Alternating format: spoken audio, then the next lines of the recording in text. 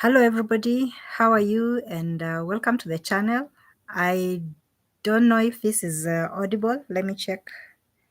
Um, it's my first time doing a public live. I had promised that I'm going to do one. And yeah, so let me just check and see. How do I even do this? I'm making sure that I learn how to. There's only one way to learn. The last time I did that, I was, yeah, yes, I can see that.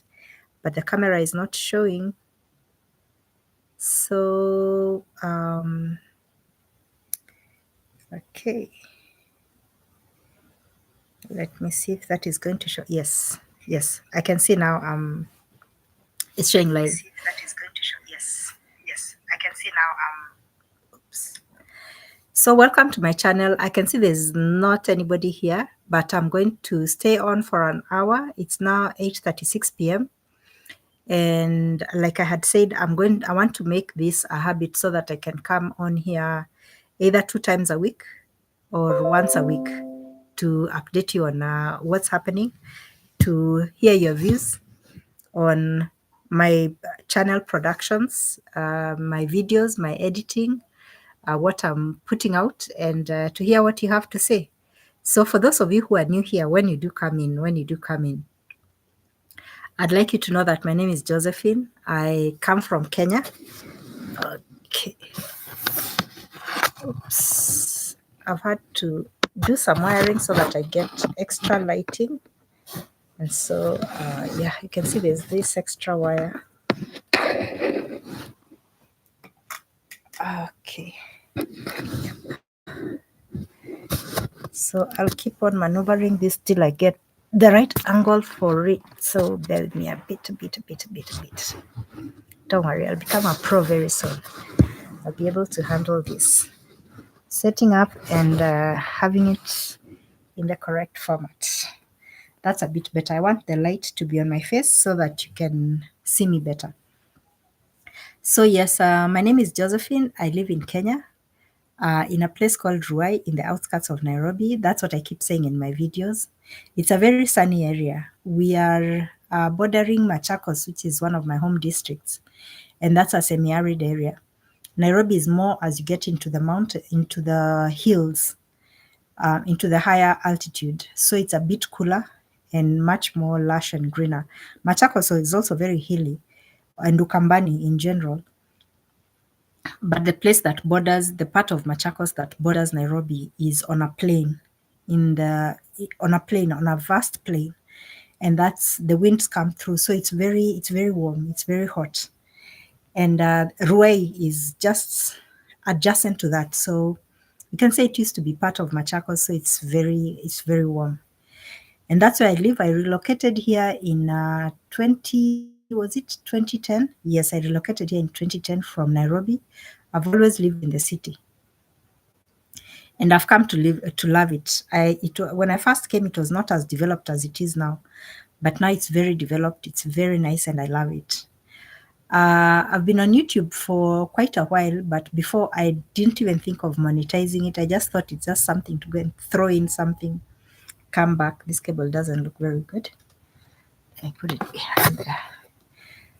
Throw in something and then come out, and eventually I looked and I was like, oh goodness, this is something that I can take further than this. Actually, that realization I think came to me just last year.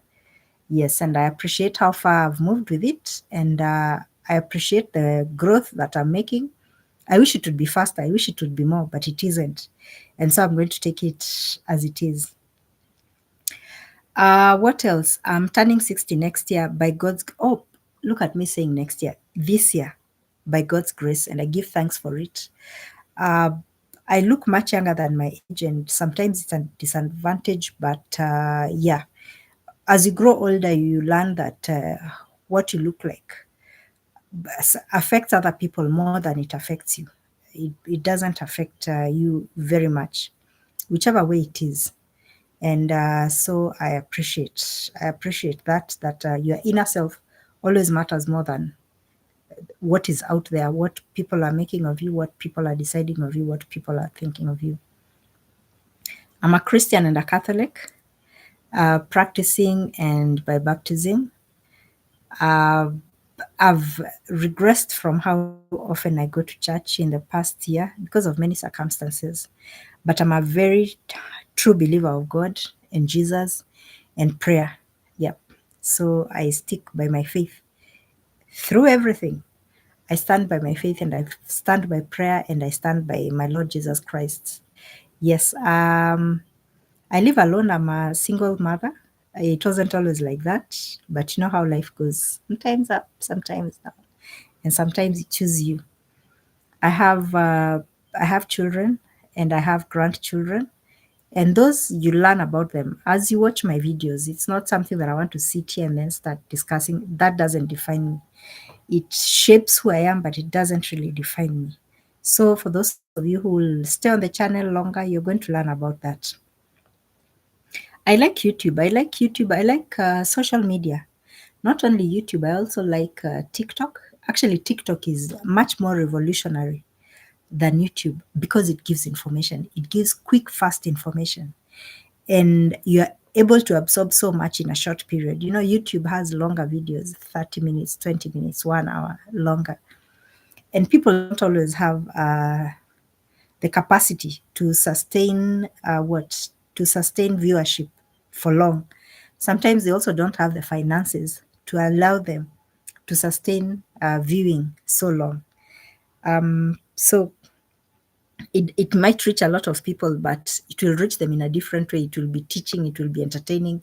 But TikTok gives you information, pop, on the go. So let me just give you a note here to welcome those of you who are coming in, who will be coming in.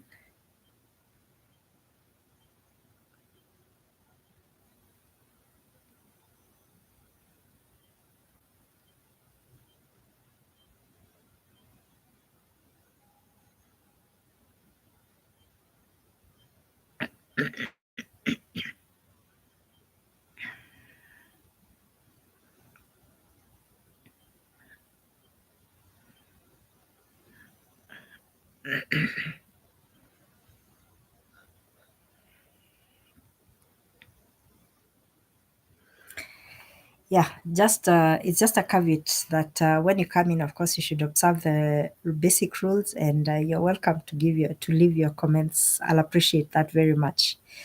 I'm where I am is our home. We put up our home a few years ago. It's very basic. It's actually it's a two-roomed house. We have an external toilet and bathroom. It's a pit latrine, but I've done it a bit fancy so that we have a running shower.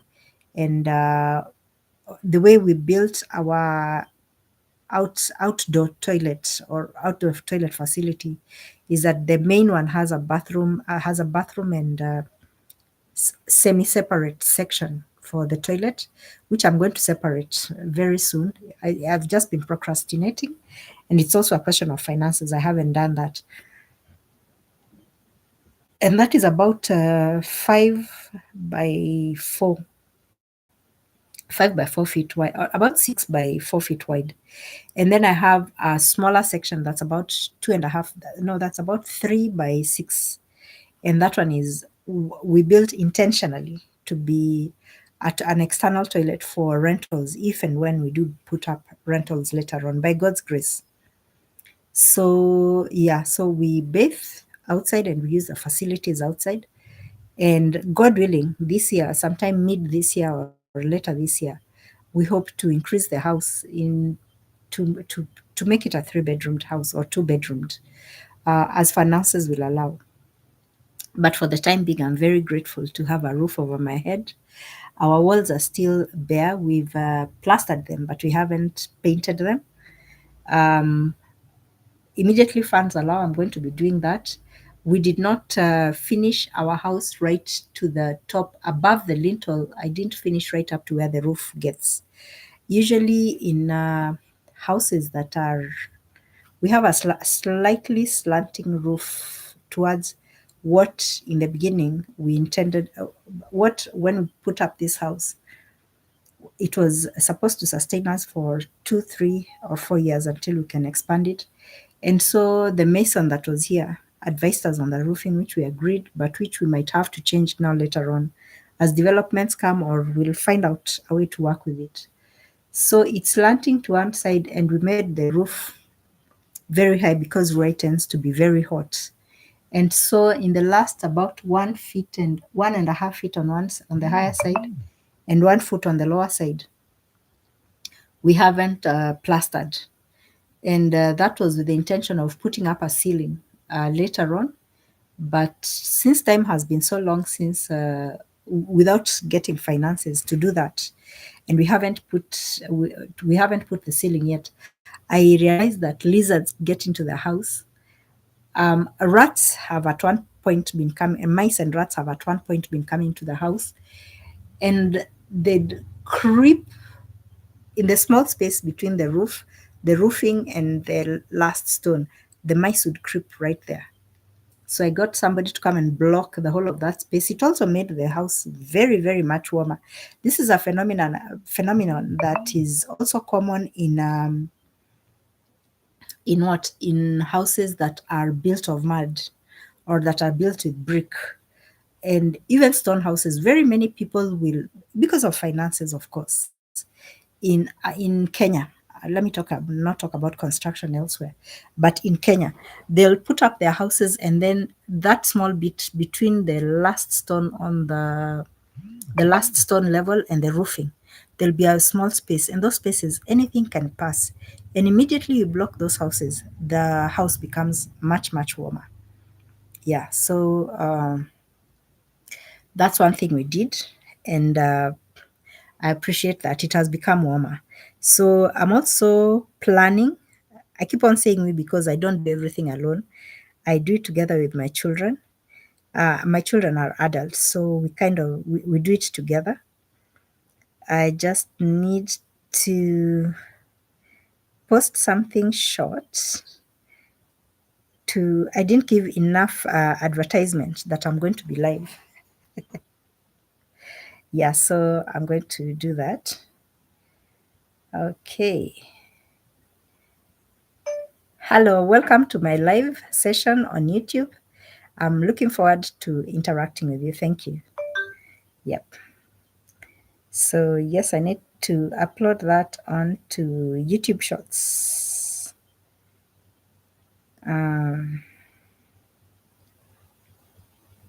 Yep.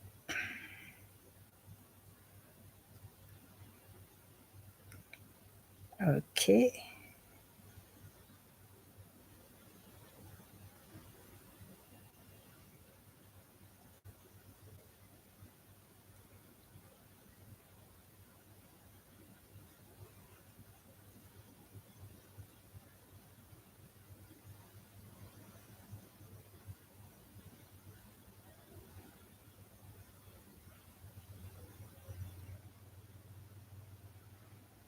Sorry, pardon me a bit.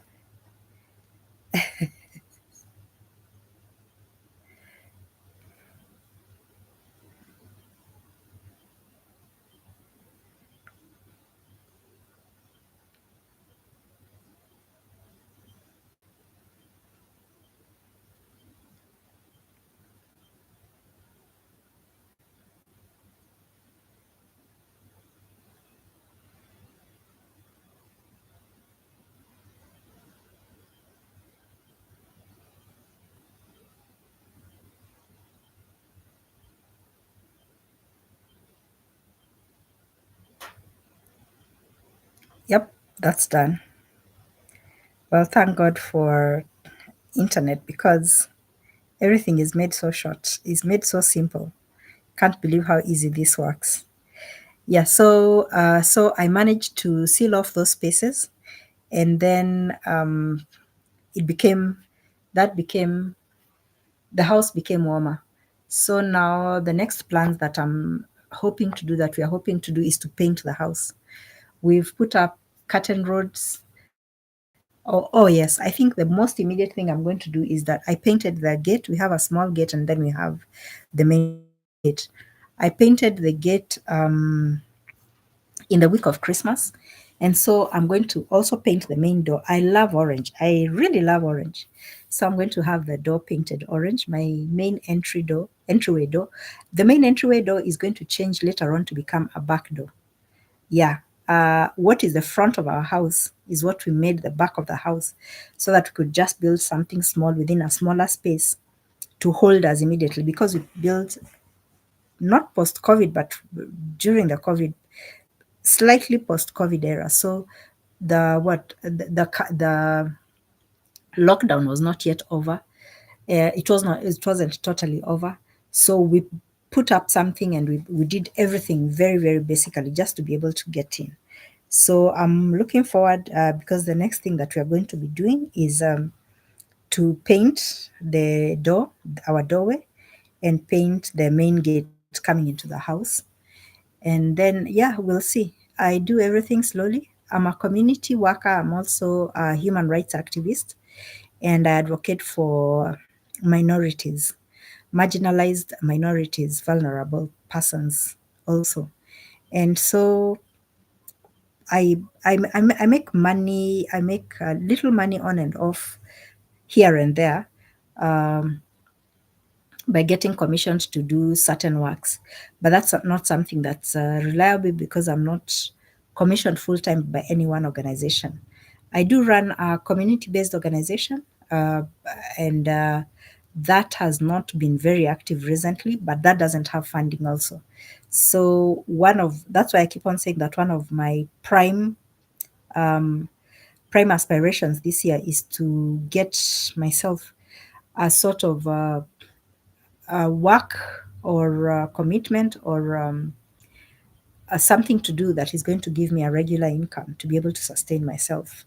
I have working children, but I've never been of the school of thought that you sit down and let your children just handle everything. At a later date, in later years, that will be fine. But while I have the strength, I can help them also to boost and beef up investments for the family, so that everybody has a nest egg, so to speak, to bank on. And it doesn't have to be anything big. Sometimes it's just make sure you have a residence that is comfortable to last years, to last more than 1 or 2 generations. Make sure you have an income generating project. It doesn't have to be big. It could be chickens, it could be a shop, it could be just something small. And yes, that's why I'm still so determined. And while you're strong and fit and able to, you should endeavor to do your best to be able to provide for your family now, and make investment to help them cope up with life in later years. And now, when I'm a grandmother, I'm now a grandmother. I have several grandchildren. I have 3 grandchildren, but by proxy, I'm a grandmother to many other people. And so even those other people's children are my grandchildren. It would be very selfish of me to say that just my own children's children are my grandchildren. So I think about these things a lot. I think about what, when I was young, what benefits did I get visiting grandmothers? And I didn't visit just my grandmother alone, other people's grandmothers by proxy. The sisters of my grandmother, the cousins of my grandmother were my grandmothers. In the same way, I didn't just have my mother to mother me and parent me. I had her sisters, I had her cousins, I had her friends. I want to extend the same to my children and their children's children, and to upcoming generations. And that's how we uphold culture and customs and norms, positive ones, to hand down to upcoming generations.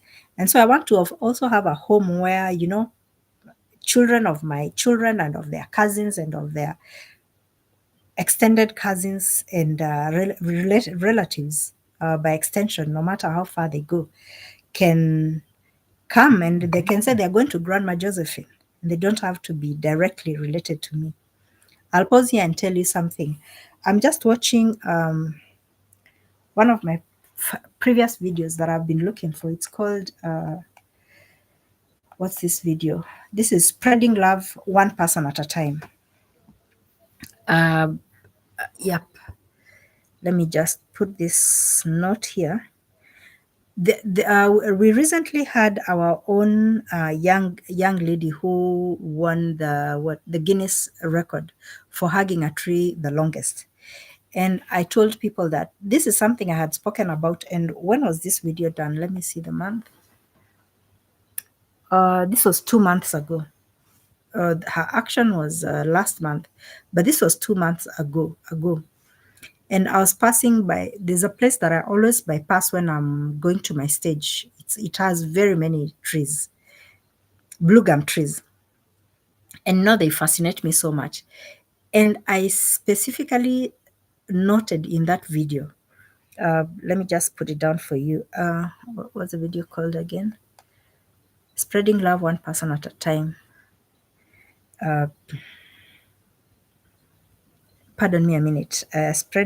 Check my video.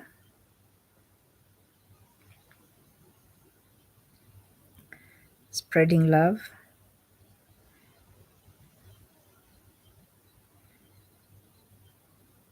One person at a go. One person at a go. At a time. One person at a time.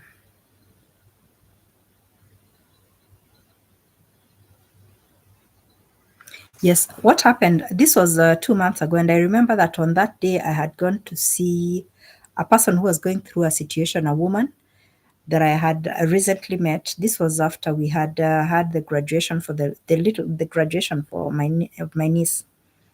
And as I was walking to this person's house to see them and tend to them and the situation they were in, I passed by the blue gum trees, and I said that I love the texture of the blue gums. They peel partly, and they have a very, very soft, fine texture. And this is something that I've always upheld, that being around trees, touching trees, feeling different textures of different things in life. And that's why you find that dogs, being around dogs, touching dogs, hugging dogs, cats, pets actually are used for rejuvenation of sick people in the West. That's why you find that some hospices or even some hospitals, they'll have trained dogs to either go meet the children or the elderly or the unwell. For some people, it's horses. I've seen somebody being unwell and the family actually taking a horse to where they were and just touching and feeling their favorite pet or animal was so rejuvenating for them. It's the same thing with trees.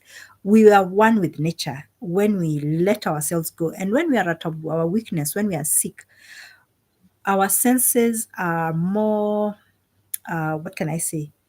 Our senses are more in sync with nature. And so that time I was saying that it would be good. That's why in the olden days, hospitals, remember hospitals came in with the westernization. We just had healing centers, and our healing centers were around our homes. And so ailing people in the African tradition could get out of the house and smell the cow dung.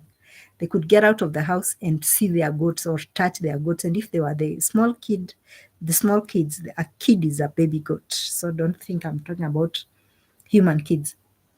The small kids would sleep in the house sometimes if they were vulnerable. And for these people, this was healing. If they wanted to go to be sunned outside, they'd be taken outside, like literally outside, not in a hospital with four walls around you. And if maybe they wanted to be in the shade, they'd be leaning on a tree, they'd be feeling nature. And that in itself was very healing for them. And so when the girl went to hug the tree, I should mention her name here. The name is so familiar, but I haven't kept, what was she? Tree hugging. Yep.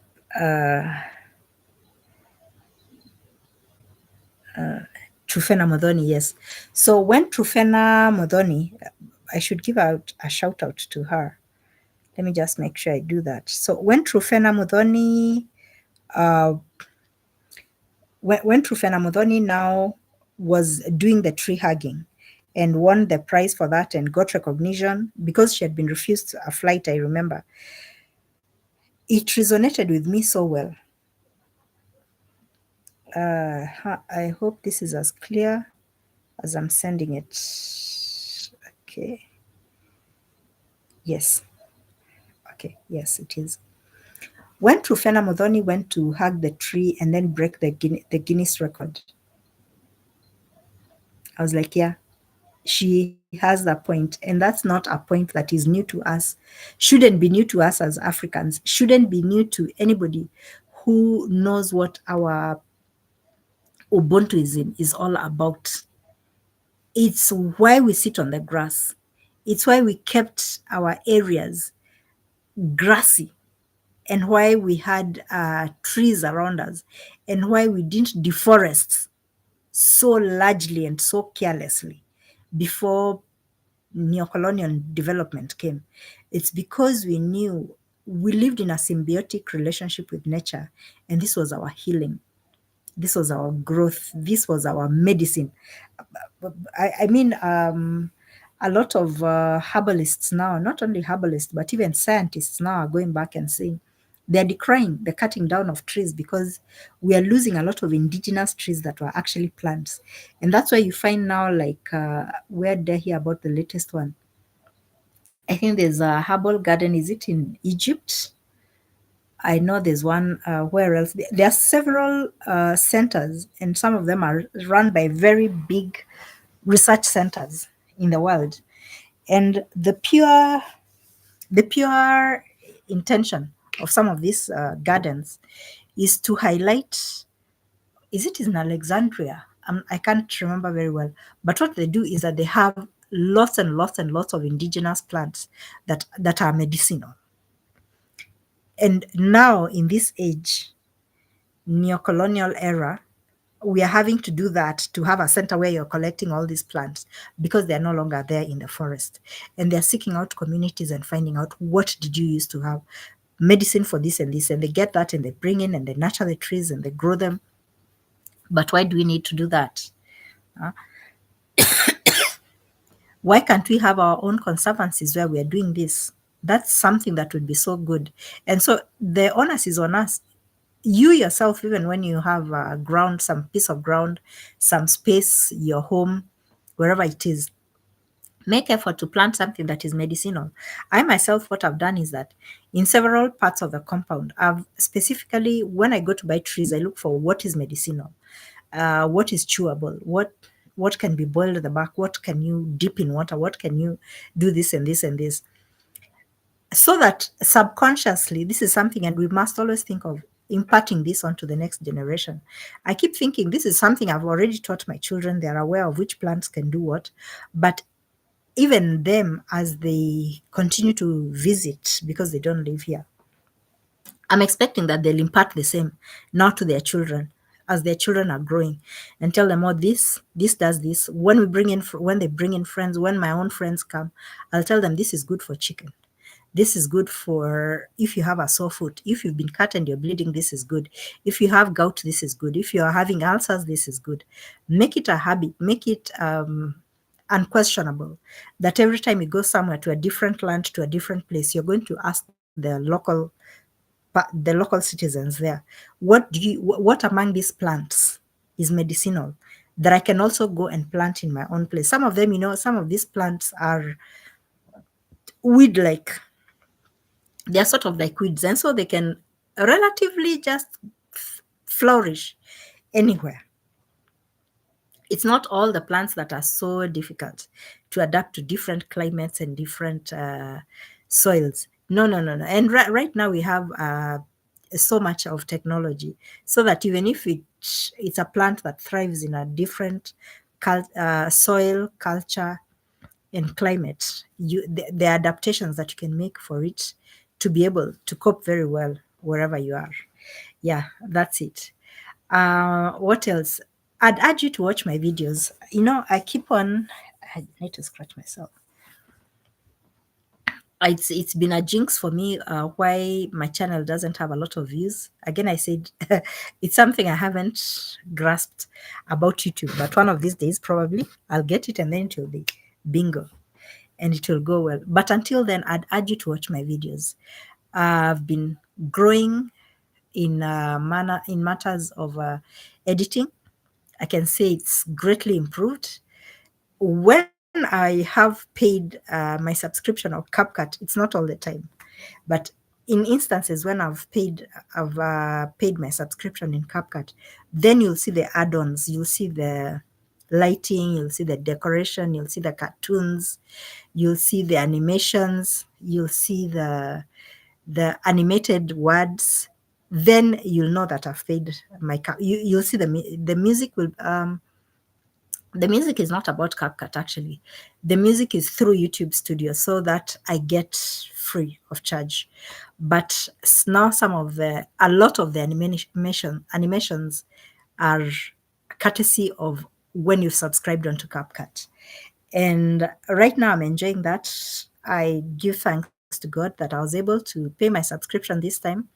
Initially, my daughter started off by paying for me, but I told myself again, this is some of the commitments that I'm making to myself, that I must be as self-sufficient as possible, and I must also make the channel pay for itself. And that's another reason that is also gearing me so hard to go and look for an income, a reliable source of income that I'm receiving every month and continuously, so that I can cater for costs like this. I don't want to have to rely on someone to be paying for me, and sometimes I might not be earning this money, so let me go out and look for this money. It's something that I can do. It's all in the mind. It's all in the mind. So yes, so that's one thing I'm going to be doing. Looking for an income source so that I can be able to afford my CapCut monthly. In Kenya shillings, it's 800. And when you pay, of course, the longer term you pay, then it becomes cheaper. So I can't afford yet to pay long term. I just pay month by month. The month that I can't afford, I'll skip probably a few days when I don't have money until I do get that money, because I have so many other responsibilities, of course, and some take more priority than having CapCut for my editing. And when I don't have CapCut, I can still CapCut has various levels, so I can still edit on what, not on the standard CapCut, but on the freebase CapCut, which also has good features. It enables me to edit. So even if I can't do the further editing and so many additions, then I'm still good. And right now, what I'm thankful for is that I have the music, and then now moderation of sound, moderation of clarity of the pictures, and vividness, and adjustment of speeds and all that. Some of those factors now I can leave for when I've done my subscription. Life right now in Kenya is so hard, and that's why I keep on asking. And not only in Kenya, I think it's in the world. So as we're stepping into the new year, I'm really calling upon not just youth, even me now, I'm 60 and I'm still looking for income generation projects.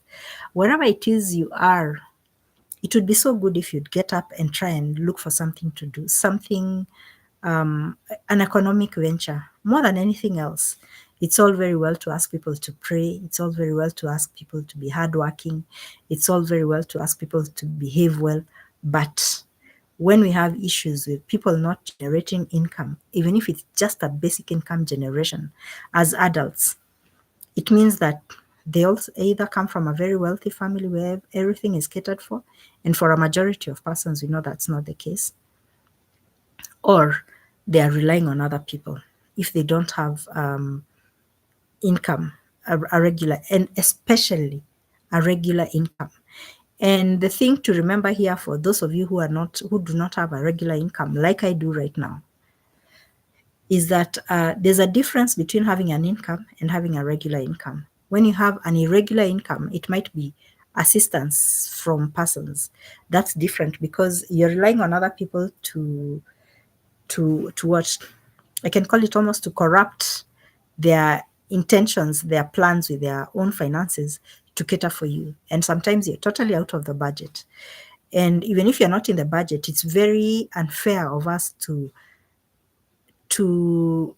wish to be put in on a monthly basis in somebody else's budget when we are able enough and capable enough to be able to look for something small ourselves. If you can get enough to feed you, if you can get enough to pay for your basic utilities, if it's getting yourself water, getting yourself electricity, getting yourself data, a bit of transport here and there, that's sufficient. Even if you're not able to get enough, like somebody who's in employment or somebody who's running a business, just do that little bit. And I'm talking largely to Kenyans and to Africans because I know how the situation is here. I don't live in Europe. I don't live in Asia. I don't live in the US or Australia or other parts of the world. But in Africa, we are very, very, very similar in our circumstances, in our living circumstances. And the dependency of people on others, of adults on their relatives, we should stop it. This is 2026. At the very least, we should reduce it. Do your bit. Go out and do something. Make yourself useful. Give people opportunity to be proud of you. Give people opportunity to not give you, but to uplift you. Give people opportunity to push you to the next step because you took the first step. Not that you're always being pulled from down up. No, no, no, no. For a change, let it be that you've reached here. They're now pulling you onto the next step. It gives people pride. And who doesn't want to sing pride about, to proudly boast about their relative? You know, so and so never used to have anything. We had to give them everything from scratch. But nowadays, they keep on telling me, oh, I was able to do ABC. Could you do for me CDE? It's something so important. These are some of the little unspoken things that are breaking relationships and families. Truth be told, if you're Kenyan, if you're African and you're listening to me, you're watching me on this, you know that is true. When people have so much dependence on others, it gets to a level where there's now entitlement, where you have somebody who's not working for anything, is even daring to ask, but what happened? I thought you know that every month you help me. I thought you know that I'm supposed to do this. I thought you... No, no, no, no, no. Let us change the narrative. Let us change the narrative. You must learn to send yourself. Stop sitting comfortably. It is just about sitting comfortably for many people, not all people. Some are unwell, some are inhibited by inability to probably get to places where they can earn money, or the opportunities they have around them are so limited. All that is considered. And a big shout out to people who are hindered by so many obstacles. So many obstacles, but they never stop trying. There are people who come from places where there's hardship of money. Okay, let me not say of money, of water. There is, of course, no electricity if there's a hardship of water most times. The distances to the nearest trading center, and trading centers are a great source of money, are very, very far. They might be bypassing forests. They might be bypassing roads that have bandits or terrorists. They might be bypassing roads that have creatures, animals, wild animals that could harm them. They might be having to walk very long distances alone. But despite all that, they struggle. I saw, very unfortunately, and sincerest condolences to the families of the young men who drowned recently, who were attacked by hippos in Lake Naivasha, is it? Because they were out at night fishing. You see, these are people who are working against all odds to make a living because circumstances are so bad where they are. But you who has an opportunity, you live right next to a trading center. You have a big market around you. By market, I don't mean a market where people go to buy things, but like you have people who have financial power to be able to purchase something from you. They have purchasing power. But No. For you to try so hard to wake up at odd hours of the night to start preparing something to sell, to teach yourself a skill or to work on your skill or to utilize your skill, that's a lot of work. It's a lot of work. Why do all that? Why do all that? You just tell yourself it's not so bad. After all, I know by the end of the day, by the end of the week, so and so is going to send me this. So and so is going to assist me with this. So and so is going to give me this. No, no. Learn how to tire yourself. I cannot emphasize enough how much I've learned this with my own life. For so long while doing sales, I remember days for years on end when I'd wake up praying to God every morning that day I'm going to have a sale that is going to hold me up for the whole month. Just one person, because when you're doing service sales, sometimes um, just one sale can give you enough commission to to to what, to put you on the same basis as somebody who's earning an income.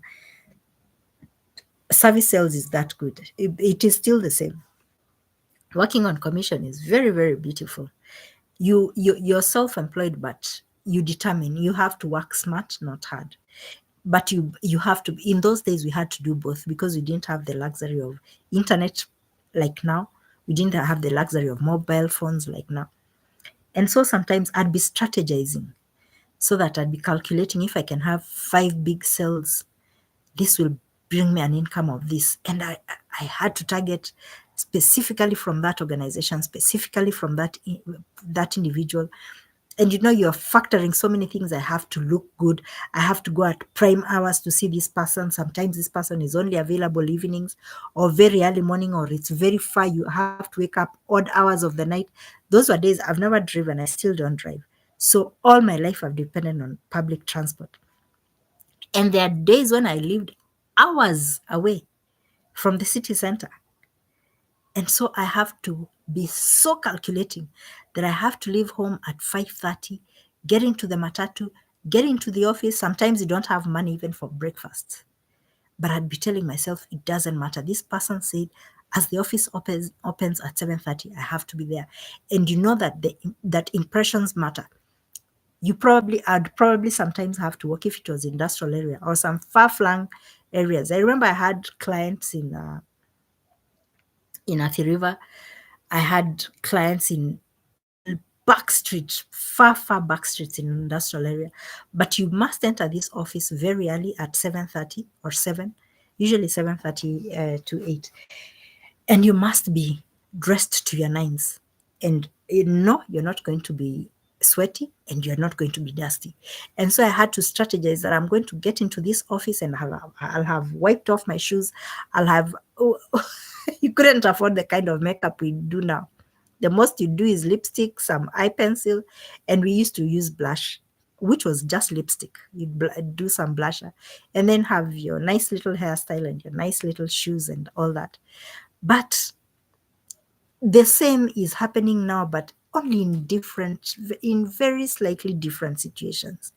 People that get up early, that saying of the early bird catches the worm is not for nothing. Not literally the early worm. I mean the early bird in the sense of early in the morning. But dare to make an effort, dare to grab an opportunity before somebody else does. And the opportunities are there. You cannot say there's a shortage of opportunities. They are there. And one thing you should note, for those of you who are not in active employment, not doing active business, and not being seen to be trying to earn a living from their own initiative in any way, please note that your benefactors are very aware. They are seeing you, they watch you, they know. And it doesn't paint a very good picture. And some of these benefactors are able to take you to the nth limit. You know the nth limit? To the 9.99 before you get 100. But right now they're just at 0.1, 0.2, 0.5 because they are not seeing any effort from you. They're not seeing any effort from you. So why not do more?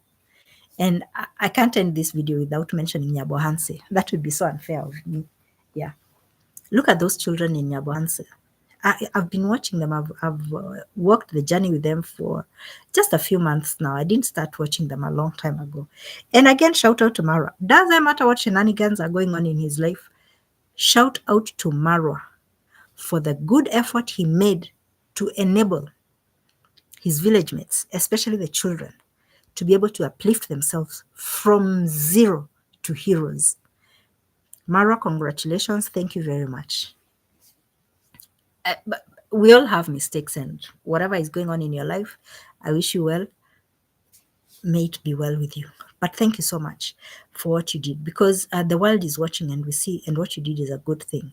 Because out of Nyabohanse village, and if you look at the vlogs of these children, what they're doing, it's not much. They just shoot about their daily lives. What is in a village? What's there to do in a village?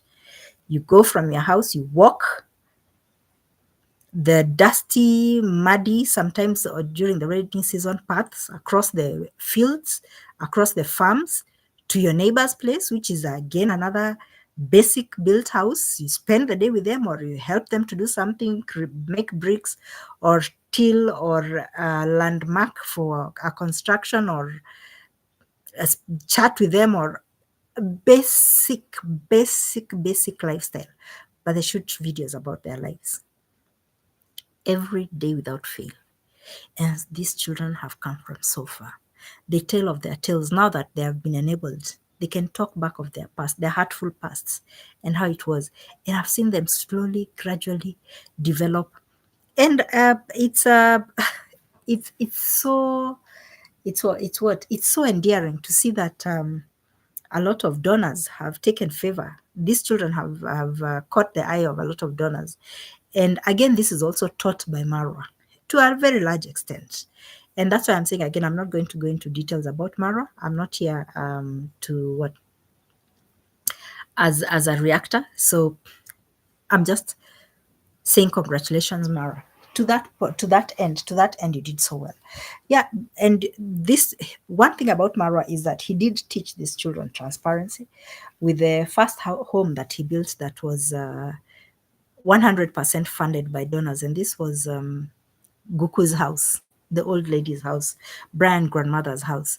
And from that, now I'm looking at these children bringing up project after project. Daniel has brought up his project. Chacha Tales is putting up his project. I saw Juliana. I haven't been seeing her recently. Somebody can tell me what's happening with her. She was putting up her house. I can see Ken Chronicles went and developed his mother's house so beautifully. I see Faith Lawino. Is it Faith Lawino? I can see the developments she's made for her mother, even if it's just gifting things when they go home for Christmas. These small things, they make such a big difference. I can see my Yugno with the home he's made with improving his mom's home. I can see what's the other one, the chef who came in from the States. I don't remember so well. And then we have Priska Sagati. Priska, I mean, having come away from a marriage that went sour, and then with 3 kids and her being the sole parent. And wow, I've seen the transformation. I'm happy for these people, seeing them develop themselves and develop their families. But what are they using? While some of you are lamenting, there's nothing I can do. I don't want to go into YouTube. Me, I can't find anything, any work to do. I can't. These children are developing step by step.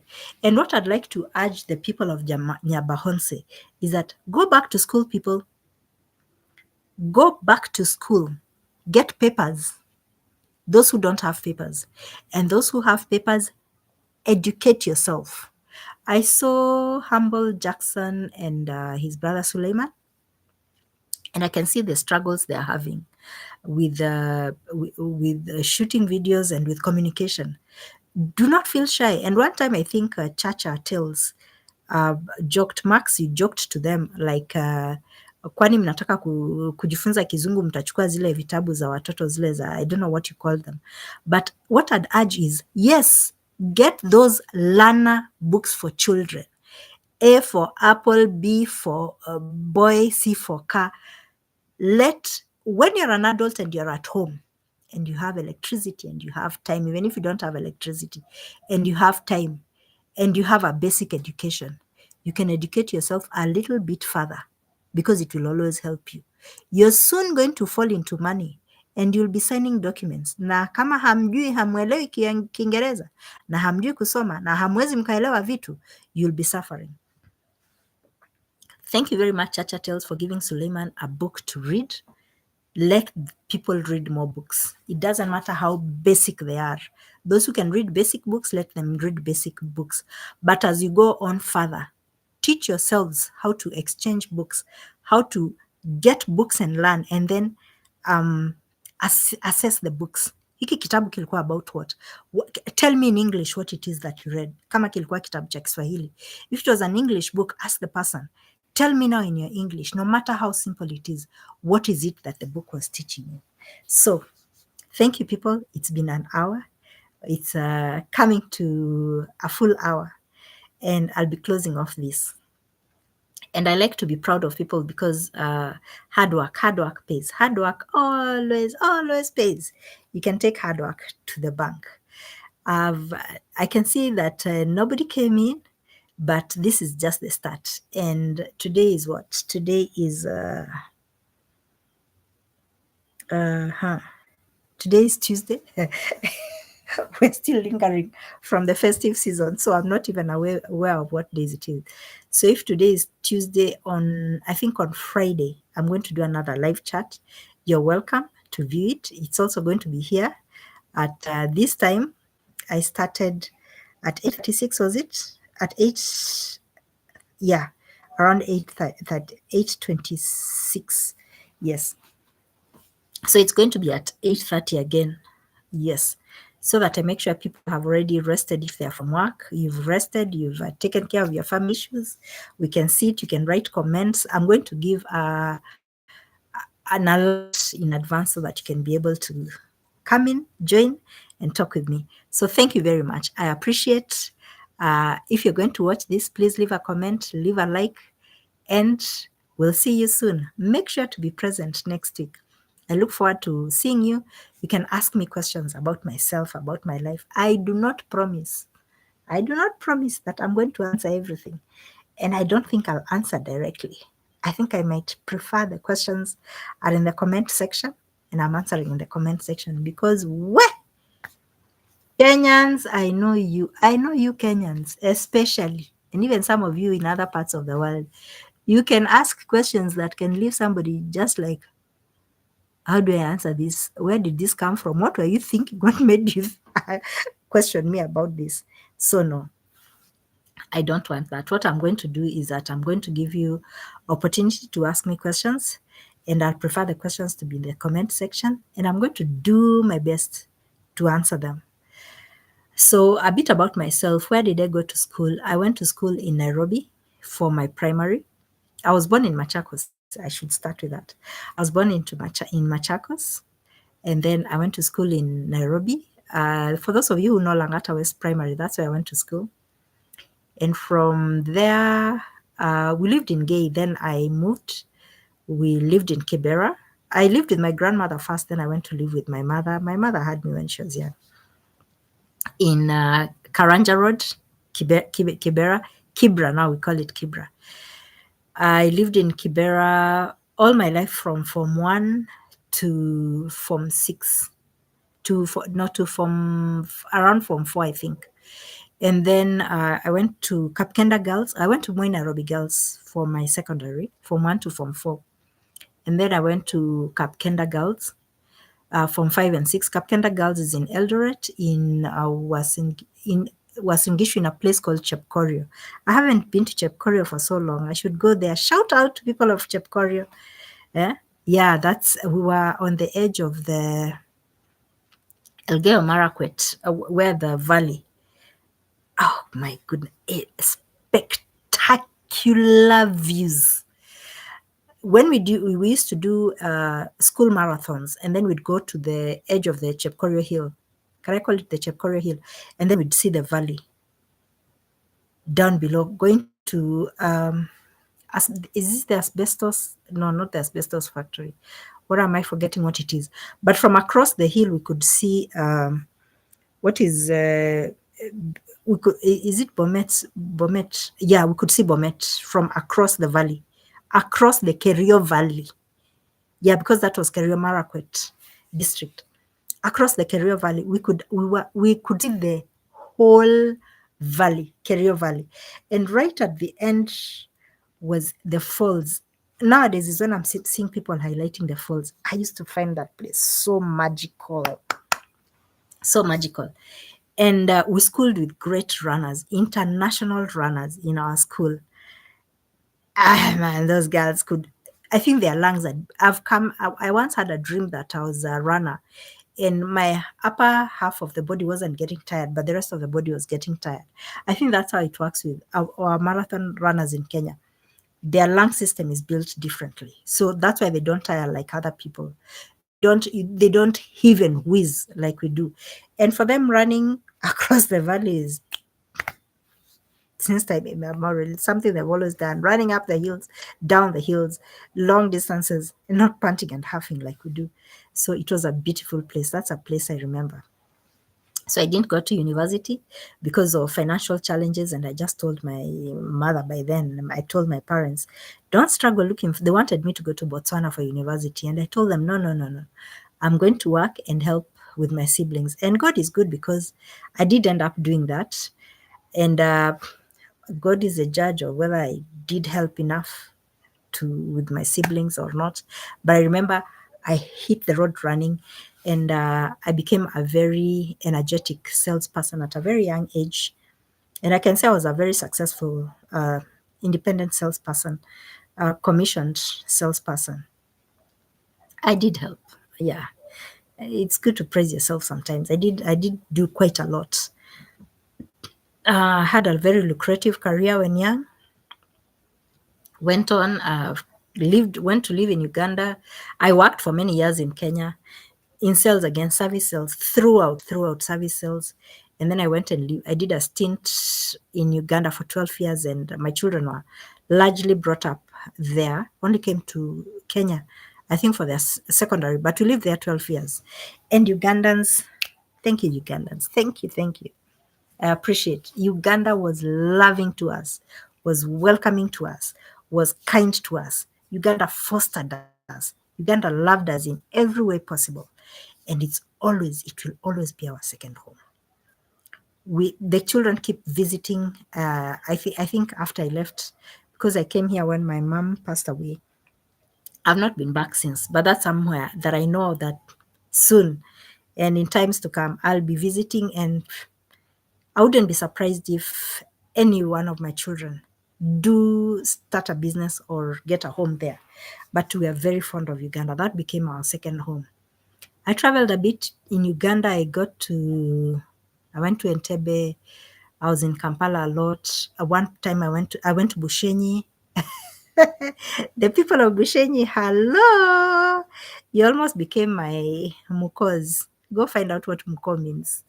My Mulamaz. And then I also went to the people of to Bachiga land. What is Bachiga land called?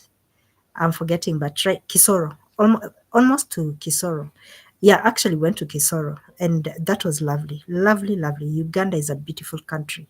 It's a pity I never got to go to Arua. It's a place I like. Acholiland is very nice. I never went to Gulu. I missed that. I wish I could. I'm hoping to go to Tanzania, but I want to visit Nyabohanse village and reach Isebania. I had a brother-in-law, rest his soul, who used to work in Isebania, and he used to tell us such loving tales about Isebania. He made me love Isebania. Baba Kevo, rest in peace. So that's a place that I'd like to visit so much. And maybe I'll go to Isinya. I've been to Isinya, but very far from the border. Either way, I'm going to go to Tanzania. I have friends in Tanzania. Mwambaji, how are you? Mwajijua. I'll visit soon. Yeah. So that's a travel I've been. And thank you very much for staying on the channel. Please welcome to subscribe, to like, to share, and to leave a comment. Oh, I forgot to say I've also been to the Netherlands. I'm sorry, but I hated your food, but I loved Amsterdam. Although, yeah, I loved Amsterdam very, very much. It was a very nice place. It's a place I'd go back to again. It's very vibrant, very nice for youth. So, yeah, that is the only far international place that I've been to. I'm wishing you well. Have a good time wherever you are. God bless you and guide you and greatly protect you.